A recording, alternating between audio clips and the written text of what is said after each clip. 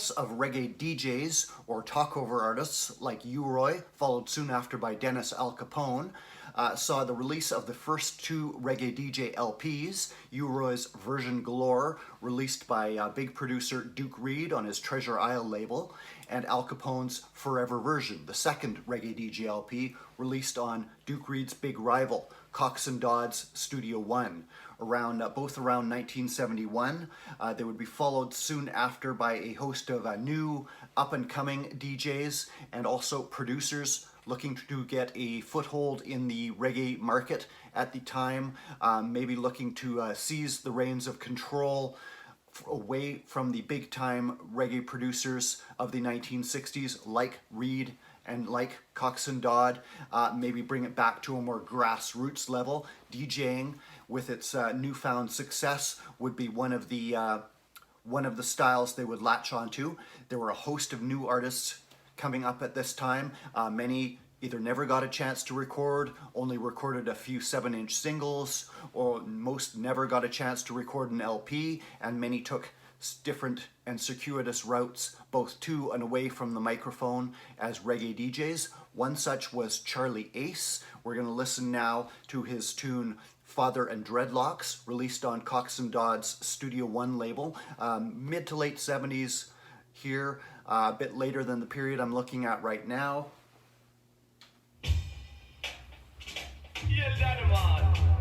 On the Studio One Throw Me Corn rhythm. It's kind of a spoken word skit or sketch. A tale of a father coming in conflict with his son, who has grown dreadlocks and adopted Rastafari. A scene that no doubt happened in real life many times in Kingston in the 1970s as Rastafari grew more popular.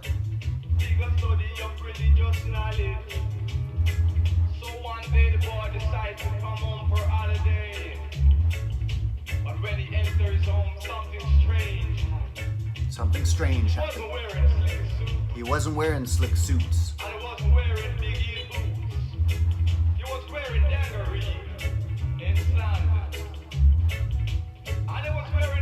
Not a great deal of information out there about Charlie Ace. Recorded a number of sides. Book of Books for Phil Pratt. The Safe Travel compilation.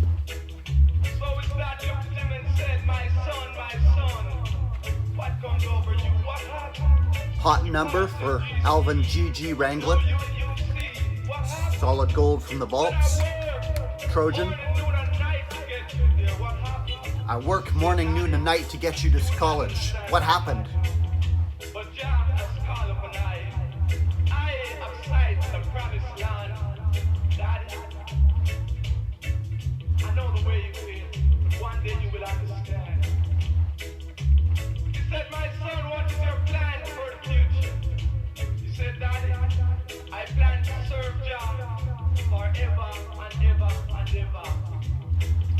Son plans to serve Jah forever and ever.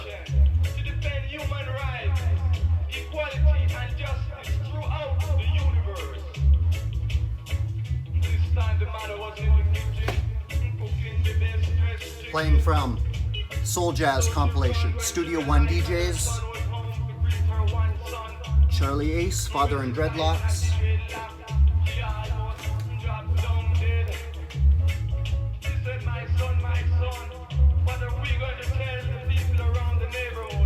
Country Boy also appears on Impact compilation.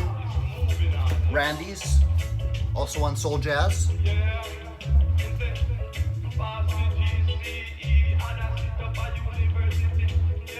Natty Pass him GCE. Charlie Ace also recorded sides for Lee Perry, Cow Thief Skank, recorded some slack sides in duets with Faye Bennett, but he was perhaps more famous for the converted Morris van that he changed into the mobile Swing-a-Ling Record Shack. There's many kind of iconic photos of it. It's also appeared on album covers. The Swing-a-Ling Record Shack, mobile record store he would drive around and sell records to. carried on doing this through the 1970s as his recordings kind of tailed off. Apparently he fell victim to gun violence in Kingston in the 1980s. Charlie Ace, little known about him today, but one of many DJs coming up at this time. For many, the first reggae DJing song they ever heard might have been this one, if they were just discovering the music in the 1970s, as heard on the iconic The Harder They Come soundtrack to the film, which popularized reggae to a previously unheard of international degree. It is a song called Draw Your Brakes by DJ Scotty, with its bizarre intro of forward and payaka, manakal, and gosaka that reggae fans have been puzzling over the meaning of ever since. Forward and payaka, manakal, and then gosaka.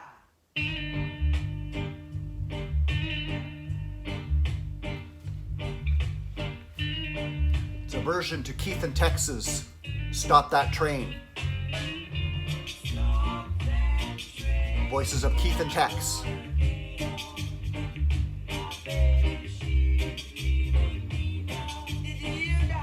And Scotty coming in, answering the original lyrics back.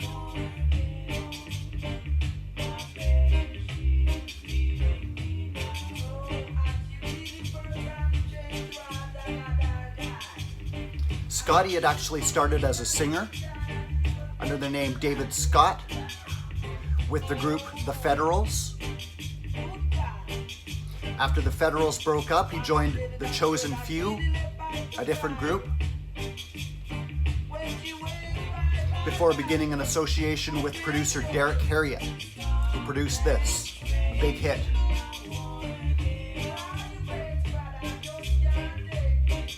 Draw your brakes, brother.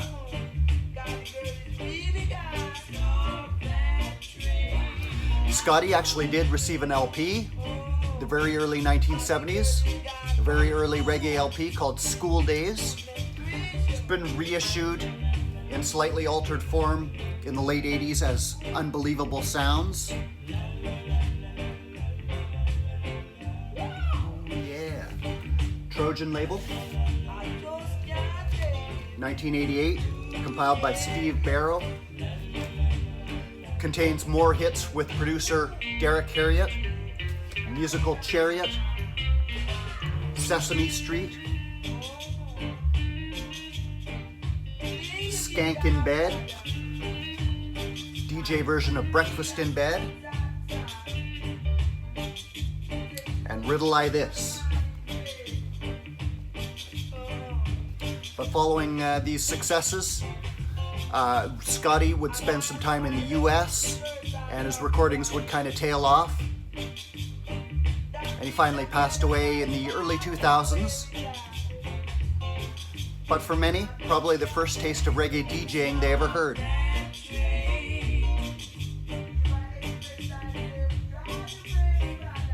Dry your brakes, brother. When not being recorded by record producers, remember in Jamaican music at this time, the record producer and the record label are basically one and the same. Some producers just opted to do it themselves, maybe save a few bucks. One such was Herman Chin Loy. Good afternoon, here's the news. Great booga booga from Oruga, Mam you da job center, my killer bram locker to me snark ogity, while I present this Iggy. First hit song, or one of the very first, from Augustus Pablo on melodica there. And Herman Chin Loy handling the chat over top, inspired by early DJ Sir Lord Comic. When not busy discovering Augustus Pablo, as Herman Chin Loy did, and releasing one of the very first dub albums, Aquarius Dub. He was releasing funky, sometimes psychedelic instrumentals, vocals, and DJ versions. Beginnings of Augustus Pablo's Far East sound here. Very early 1970s. As heard on the Pressure Sounds compilation, Aquarius Rock. Tune called Iggy, Augustus Pablo with Herman. Herman Chin Loy started out as a record salesman at the KG record shop before opening his own Aquarius shop. Was also a DJ playing records live and got into record production as well in a big way. And turned his hand to DJ, directly inspired by Sir Lord Comic. From that magical little window of the early 1970s, when the music was changing very rapidly and could incorporate influences of soul, rhythm and blues, funk, psychedelia.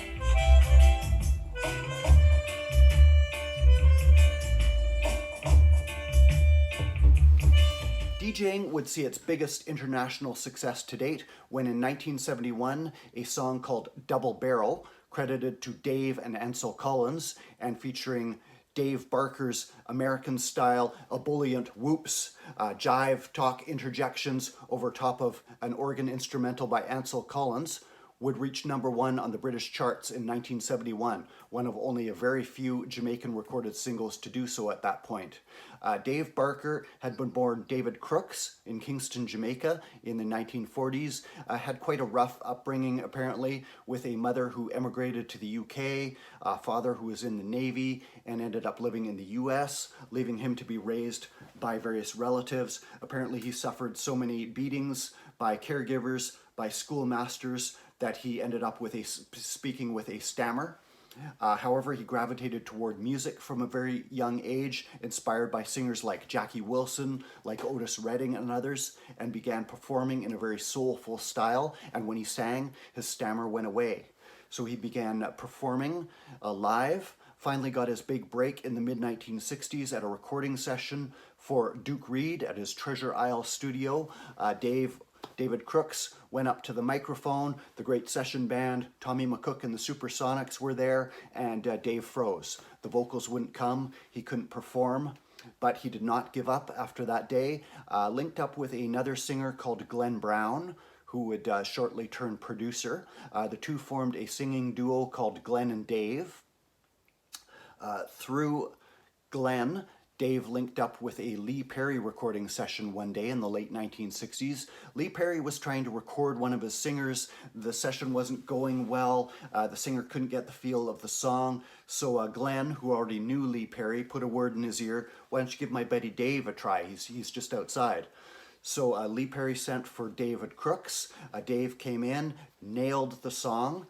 Lee Perry was very pleased with the results, but he said, what is your name that you want it released as? And when David said his name is David Crooks, Lee Perry didn't like the sound of it and renamed him Dave Barker on the spot, in one of Lee Perry's little twists and turns of humor. The song was called Prisoner of Love. It would be a big hit for Lee Perry, would lead to an LP of the same name, released around 1970. Dave Barker would also begin a sideline as well as pursuing his singing in a very soulful American style.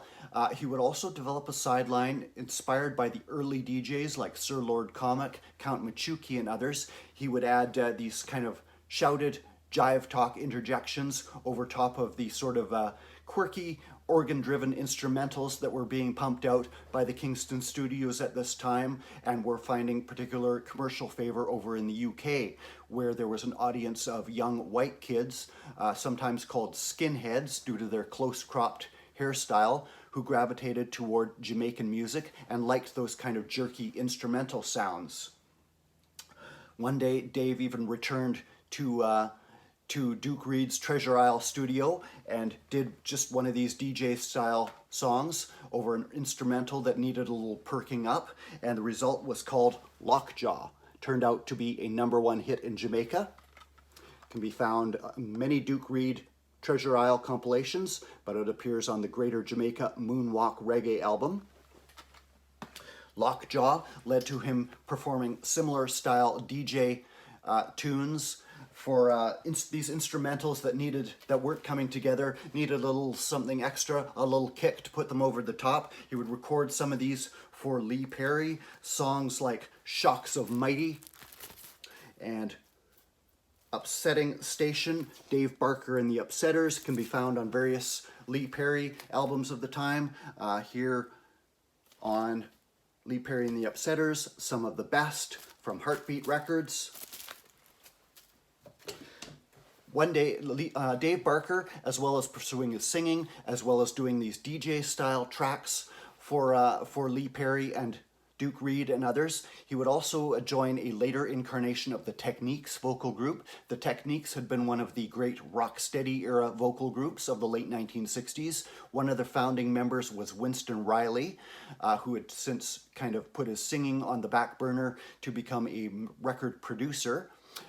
Through Winston Riley, Dave Barker linked up with a session keyboard player named Ansel Collins. Ansel Collins was working on one of his instrumental tracks, an organ-driven instrumental, that wasn't quite coming together as some of these tracks were. They wanted Dave Barker to come in and do his DJ-style interjections over top of it, kind of give it that little extra pep. He did so, and the song ended up being called Double Barrel, with Dave Barker leading off with his arresting opening line of "I am the magnificent W-O-O-O." The tune was a smash hit in Jamaica and also in the UK, where, as I said, it reached #1. It was released on Winston Riley's Techniques label in the UK, only, I believe, the second release on the UK Techniques label, 1970, Double Barrel.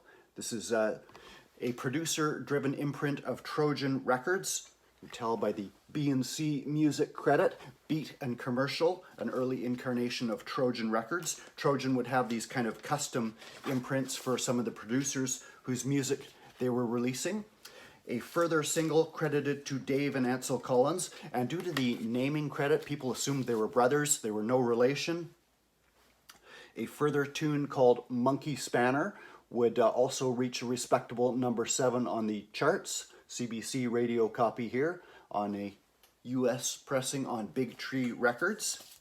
The massive success of this single would also lead to an LP put together by Trojan Records from some Winston Riley produced tracks, would be released as Double Barrel.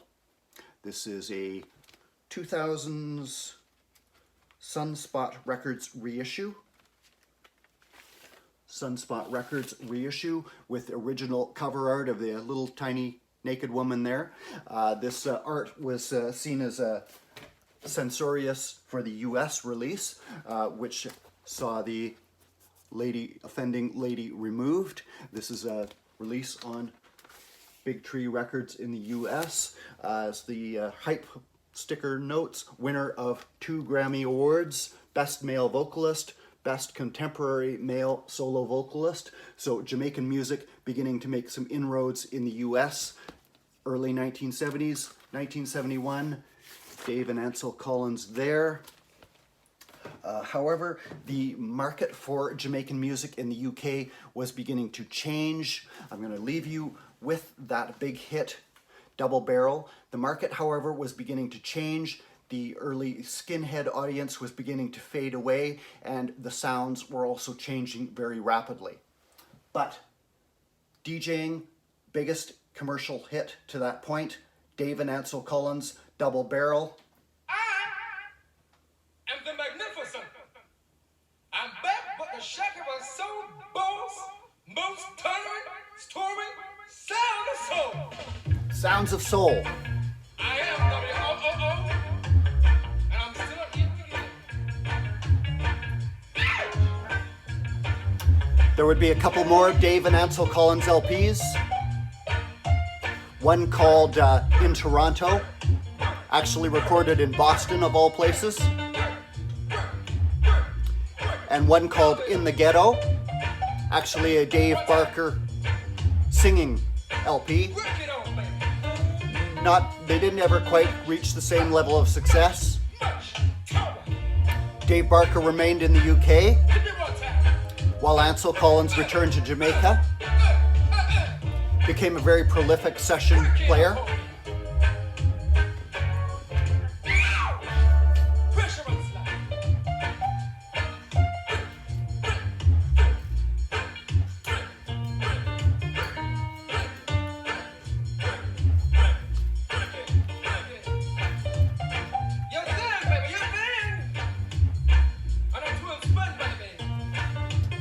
fun, baby.